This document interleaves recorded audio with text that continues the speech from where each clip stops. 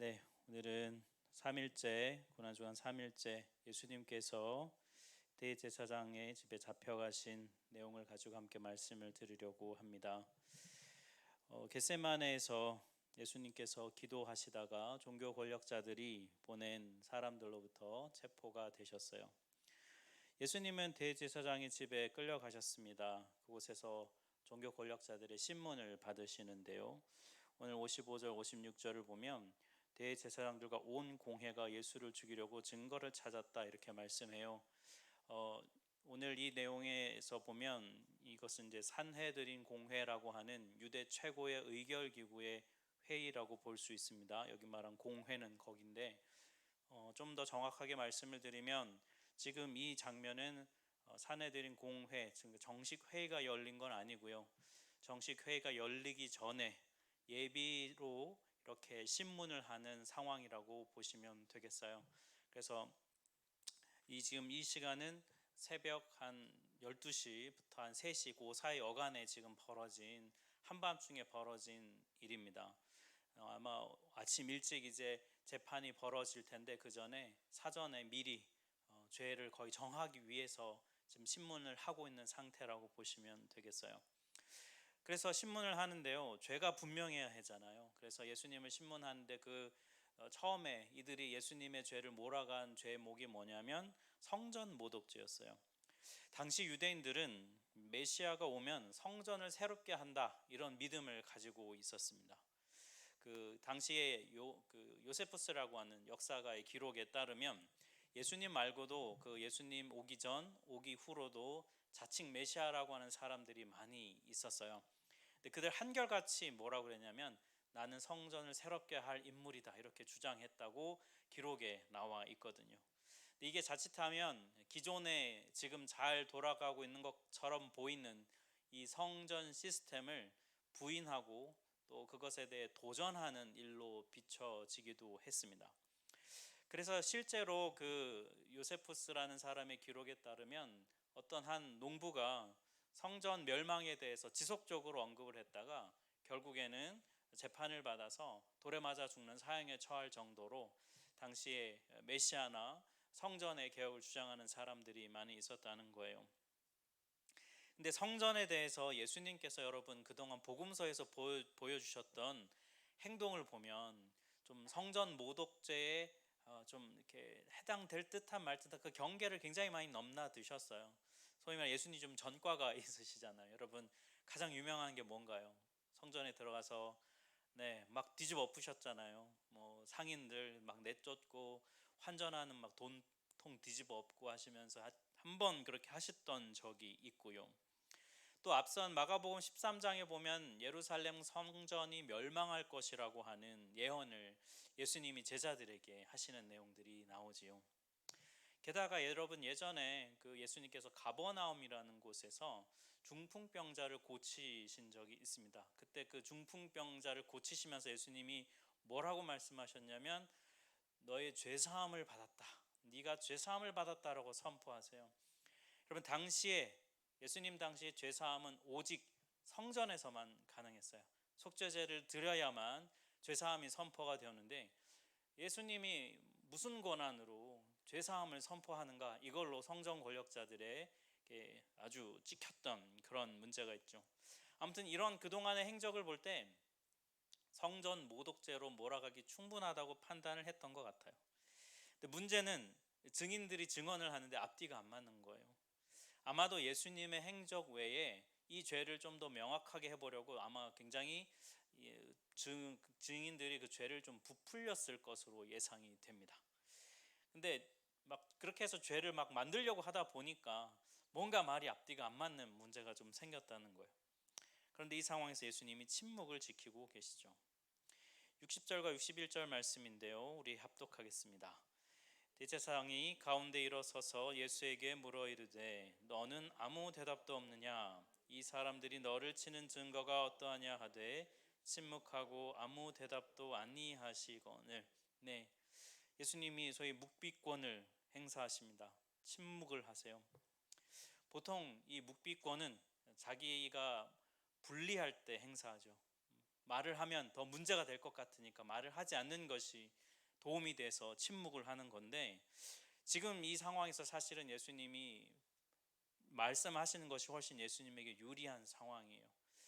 그런데 그럼에도 불구하고 예수님이 아무 말씀도 안 하시는 이유가 뭐냐면, 여호와의 종의 길을 가기로 굳게 결단하셨기 때문이에요. 이사야서 53장 7절을 보면 예수님이 침묵하신 이유가 나와 있는데요, 우리 같이 한번 합독하겠습니다. 그가 곤욕을 당하여 괴로울 때에도 그의 입을 열지 아니하셨으며 마치 도수장으로 끌려가는 어린 양과 털 깎는 자 앞에서 잠잠한 양같이 그의 입을 열지 아니하였도다. 이 본문이 기록된 이사야서 53장은 여호와의 종이 어떤 사람인가를 노래하는 소위 종의 노래라고 하는 본문인데요, 여기 보면 십자가를 향해 가시는 예수님의 모습을 우리에게 얘기해 주고 있습니다. 예수님의 침묵은 할 말이 없어서 침묵하시는 게 아니에요. 여러분, 복음서를 보면 예수님이 얼마나 토론을 잘하십니까? 한 번 잘못 걸리면 예수님이 결코 그냥 넘어가지 않으셨어요.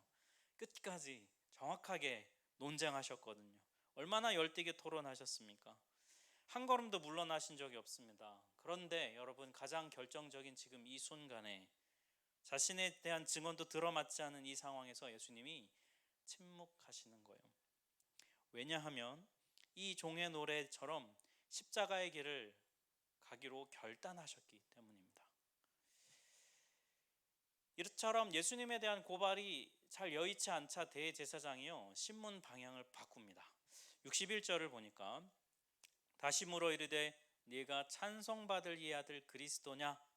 대제사장이 예수님께 물어요. 여기 찬송받을 이라는 이 표현은 당시의 유대인들이 하나님 여호와 이 이름을 직접 부르기를 좀 꺼렸기 때문에 그래서 좀 다르게 부르는 표현입니다. 하나님을 얘기해요. 아무튼 이 61자 1절의 대제사장의 질문의 핵심이 뭐냐면 너가 메시아냐? 이 질문이에요. 이거는 대제사장이 의도를 갖고 있는 유도신문입니다.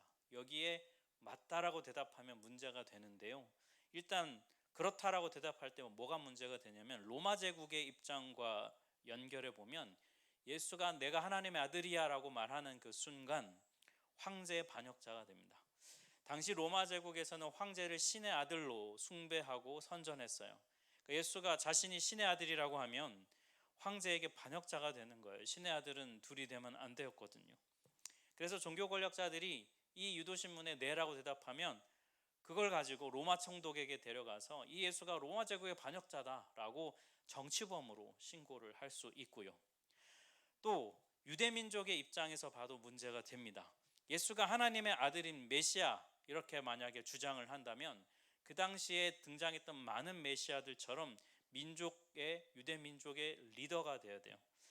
그러면 당연히 뭘 할 걸로 기대되는 거냐면 로마 제국에 저항하는 리더십이 되어야 됩니다. 특별히 힘으로 폭력으로 로마 제국에 저항하는 사람이었어야 돼요. 예수님 앞뒤로 등장했던 자칭 메시아들은 전부 다 이런 성향의 리더십이었습니다. 로마 제국으로부터 독립시켜주겠다. 당시 유대 사회는요, 정치와 종교가 분리되지 않았어요. 그러니까 정치와 종교 지도자가 통합되었기 때문에 유대 민족을 해방하는 하나님이 보낸 메시아라면 그는 당연히 정치적으로도 로마에 저항하는 사람이었어야 하거든요. 근데 예수님이 그런 분이 아니셨잖아요. 예수님은 그런 일을 행하시지 않으셨잖아요. 근데 예수님은 이런 걸 분명히 알고 계셨음에도 불구하고 예수님이 이렇게 대답하십니다. 62절입니다. 합독하겠습니다. 내가 그니라 인자가 권능자의 우편에 앉은 것과 하늘 구름을 타고 오는 것을 너희가 보리라. 예수님은 로마 제국의 반역자도 아니었고요, 폭력과 힘으로 로마에 저항하는 유대민족의 리더도 아니셨어요. 그런데 왜 그렇다라고 인정하셨을까요? 예수님이 그렇다라고 대답하면 그게 뭐냐면 예수님은 뭘 아셨냐면 그게 바로 십자가로 가는 가장 빠른 길이라는 걸 아셨어요. 그렇다라고 대답하는 순간 이후에 당신에게 무슨 일이 일어날지 뻔히 이미 아셨습니다. 그래서 그렇다라고 얘기해야 십자가로 갈 수 있었기 때문에 바로 이렇게 대답하신 거예요. 여러분, 예수님의 침묵 또는 예수님이 침묵을 깨고 그렇다라고 대답하시는 이 지금 장면, 이 예수님의 선택, 어떤 질문에는 침묵하시고 어떤 질문에는 그렇다라고 대답하시는 이 예수님의 모습을 보면 예수님은 메시아 소명을 따르고 계신다는 것을 우리가 알 수 있습니다. 분명 억울한 상황이심에도 불구하고 예수님에게 당신의 억울함보다 중요한 것은 하나님께서 당신에게 맡기신 사명이었어요. 그리고 그 사명을 십자가로서의 길을 끝까지 계속해서 걸어갈 수 있었던 길은 바로 우리를 향한 사랑 때문이에요. 우리를 향한 사랑이 너무 커서 억울함을 집어삼킬 정도로 예수님에게는 전혀 그것이 문제가 되지 않을 만큼 이 길을 지금 굳게 마음먹고 걸어가고 계신다는 거예요. 이미 겟세마네 기도에서 솔직하고 정직한 모든 기도를 통해 예수님은 하나님께 모든 마음을 드렸고, 그리고 이후에는 뒤도 돌아보지 않고 하나님이 맡기신 길을 가고 계신 거예요. 이 말을 대제사장이 듣고 기다렸다는 듯이 신성모독죄로 고발합니다. 이제 그러니까 여러분, 제목이 좀 바뀐 거예요. 원래는 성전모독죄였는데 이게 여의치 않으니까 신성모독죄로 제목을 바꾸게 됩니다. 옷을 찢고 사람들이 예수를 때리고 하게 되죠. 사랑하는 성도 여러분, 예수님의 침묵은요, 우리를 위함이에요. 할 말이 없어서가 아니라 할 말이 있어도 하지 않는 거예요. 우리를 사랑하시기 때문에, 우리를 구원하시려고. 또한 예수님의 말씀을 하시는 것도 우리를 위함입니다. 왜냐하면 그것이 십자가로 가는 가장 빠른 길이라는 걸 아셨기 때문이에요. 침묵을 하시든 말을 하시든 예수님은 사랑하기 때문에, 그리고 하나님의 구원 계획을 이루려고 예수님은 그렇게 선택을 하시고 계신 거예요. 예수님의 이런 모습에 비하면 여러분, 우리는 좀 어떻습니까? 우리는 침묵해야 할 때에도 나의 옳음을 입증하려고 온갖 말을 다 할 때가 많잖아요. 내가 옳다는 게 증명되기만 하면 뭐 다른 사람이 어떻게 되든 상관없이 그저 내 말을 다 하는 것, 우리는 그것이 참 중요한 사람들이잖아요. 또 거꾸로 말을 해야 할 때는 또 침묵하지요. 나의 안전함, 나의 편안함을 지키기 위해서 말을 해야 하는데도 불구하고 우리는 입을 닫을 때가 있어요. 예수님이랑 우리는 정반대로 하고 있습니다. 우리는 말을 하든 침묵을 하든 전부 다 나를 위해서 하는 거예요. 근데 이건 오늘 본문에 따르면 이건 예수님이 가신 길이 아니에요. 내가 침묵함으로 다른 사람이 구원을 받을 수 있다면, 내가 침묵하는 것이 하나님의 구원 계획에 한 걸음 더 진보가 있는 것이라면, 내가 침묵함으로 다른 사람이 은혜를 입고 그 은혜를 유지하며 하나님 앞에 나아갈 수 있다면, 침묵하는 것이, 그것이 여러분 하나님의 사람이 이 땅을 살아가는 길이에요. 반대로 내가 말을 함으로써 그 사람이 예수님께 나올 수 있다면, 그것이 하나님 나라의 구원과 하나님 나라가 이 땅에 확장되는 것이라면 우리는 입을 열어 말을 해야 합니다. 두렵고 떨려도.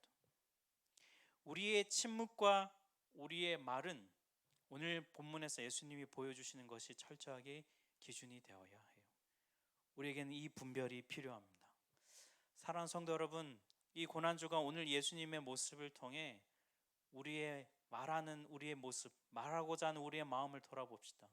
우리는 언제 침묵해야 할지, 우리는 언제 입을 열어 말을 해야 할지, 오늘 예수님의 모습을 통해서 우리 자신을 돌아보고 이 예수님을 닮아가는 우리가 되기를 간절히 바랍니다.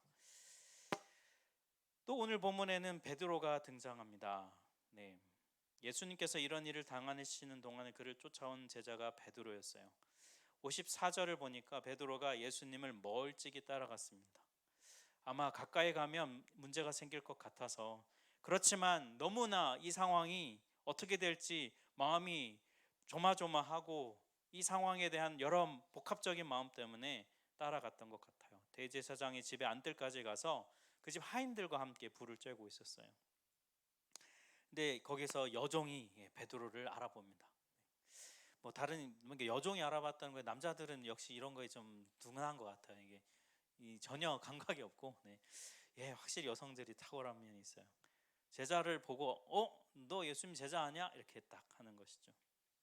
무려 3번이나 다른 도망갔는데 쫓아와서까지 할 정도로 아주 집요하게 얘기를 하죠. 여러분, 3번째는 사람들이 베드로한테 이렇게 말합니다. 조금 후에 곁에 서 있는 사람들이 다시 베드로에게 말하되 너도 갈릴리 사람이니 참으로 그 도당 너도 그 집단이다 라고 얘기하는 거죠. 여기 갈릴리 사람이니 이렇게 말하잖아요.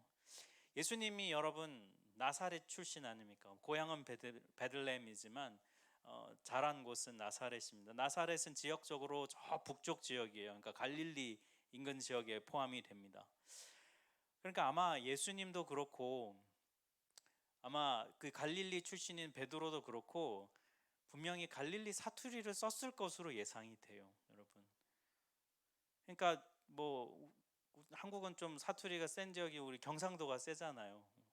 아마 베드로가 너 맞잖아 했을 때 베드로가 내 아이다 막 이랬을지도 모르겠어요. 막 사투리 쓰면서. 왜냐면 여기 70절에 너도 갈릴리 사람이니, 여러분 처음 봤는데 어떻게 알아보겠습니까? 말투를 딱 들으니 저건 갈릴리네 이렇게 되는 거죠. 들으면 내 아이다 이러면은 경상도잖아요, 여러분. 경상도를 비하하는 것은 아닙니다, 여러분. 예를 들어 그렇다는 거예요. 알아봤다는 거죠. 그러자 여러분, 베드로가 예수님을 3번째 이렇게 도저히 피할 수 없을 정도로 밀고 들어오니까요, 어떻게 했습니까? 본문에 보면 예수님을 저주해요. 그리고 예수님을 가리켜서 뭐라고 말하면 이 사람이라고 이렇게 말. 나는 이 사람을 모른다 이렇게 말해요. 왜냐면 이렇게 해야만 이 상황이 종료될 것 같아서 아마 베드로는 그랬을 거예요. 예전에 베드로는 예수님을 가리켜 뭐라 불렀습니까? 선생님이라고 부르고 또 그리스도 하나님의 아들이라고 불렀던 사람이에요. 그런데 여기서 이 사람이라고 말하고 있어요. 여러분, 베드로는 뭐가 두려웠을까요? 여러분, 베드로가 뭐가 두려웠을 거라고 생각하십니까? 뭐 때문에 베드로는 이렇게까지 예수님을 부인하는 걸까요? 지금 예수님과 함께 붙잡혀서 여차하면 상황을 보니까, 예수님 안에서 당하는 모습을 보니까 이 상황이 돌아가는 게 심상치 않다는 것을 봤을 거예요. 아마 자신도 끌려가서 신문받고 심지어는 죽을까봐 두려웠을지도 모르겠어요.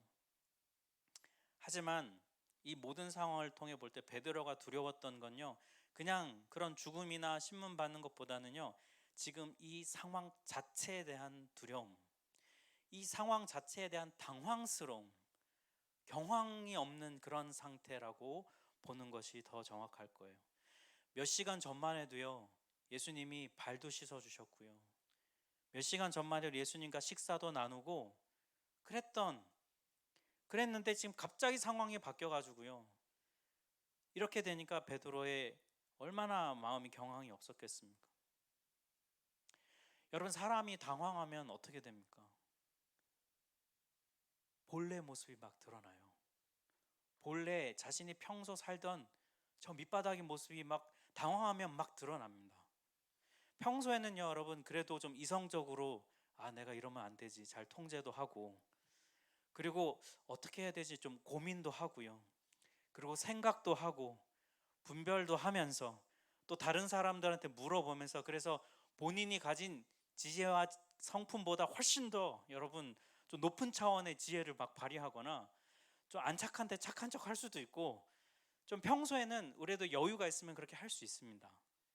그런데 여러분, 상황이 갑작스럽게 닥치고 위기가 갑작스럽게 들이닥치고 그러면 평소에 준비되지 않은 사람은요, 그 인격과 지혜가 밑바닥이 다 드러나게 돼요. 지금 베드로가 여러분 그런 상황인 겁니다. 예수님을 쫓아오긴 왔는데 막상 일이 막 예상과 다르게 막 진행이 되니까 자신의 이 본래 밑바닥이 다 드러나는 그런 상황이 된 것이죠. 이 베드로를 여러분 우리가 어떻게 비난할 수 있겠어요? 우리도 똑같지 않겠습니까? 사랑하는 성도 여러분, 베드로처럼요, 이렇게 십자가로 가시는 예수님을 따라가다 보면요, 우리의 진짜 모습이 막 드러나요.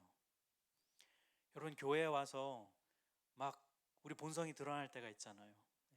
갑자기 일하다가 막 성질이 나서 막 확 나갈 때도 있고, 그죠?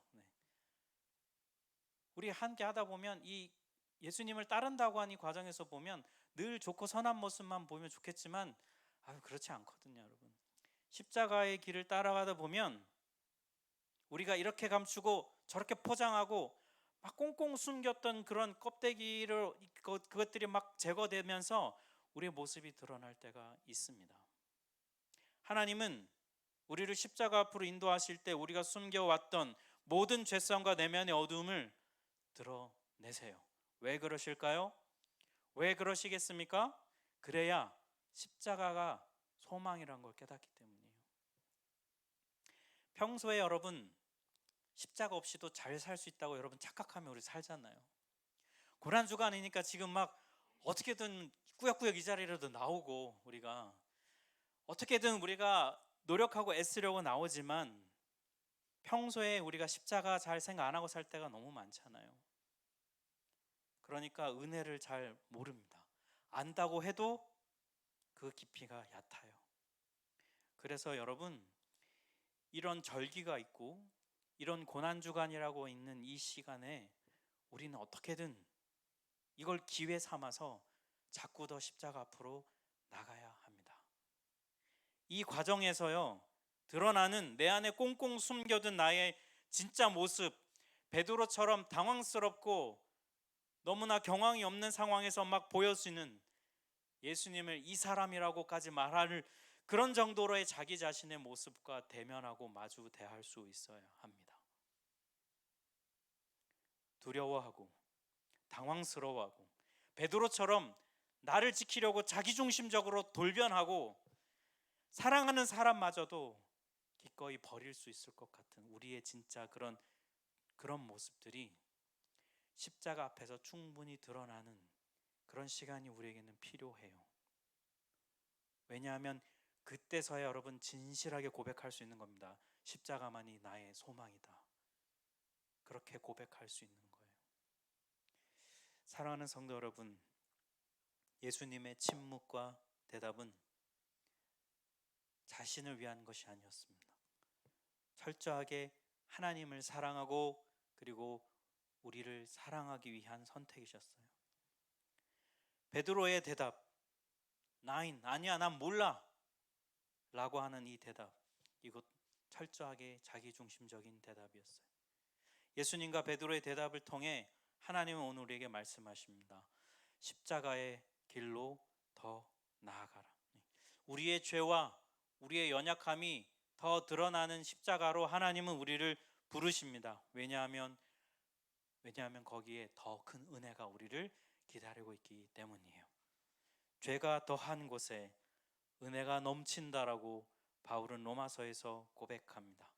십자가 예수님 앞에 여러분 좀 더 나갑시다. 자꾸 더 나갑시다. 우리는 글쎄요 끝까지 갈 수 없을 수도 있어요. 그러나 계속해서 이전보다 한 걸음 한 걸음 더 나아갈 때에 우리는 이 과정을 통해서요 나의 죄인됨을 더 발견할수록 나의 진짜 모습을 더 깊이 대면할수록 우리는 분명히 더 예수님을 사랑하게 될 것입니다. 이전보다 예수님을 더 사랑하는 은혜가 가득한 십자가로 한 걸음씩 더 나아가는 이 고난주간이 되기를 주님의 이름으로 축복합니다. 우리 같이 찬양하겠습니다.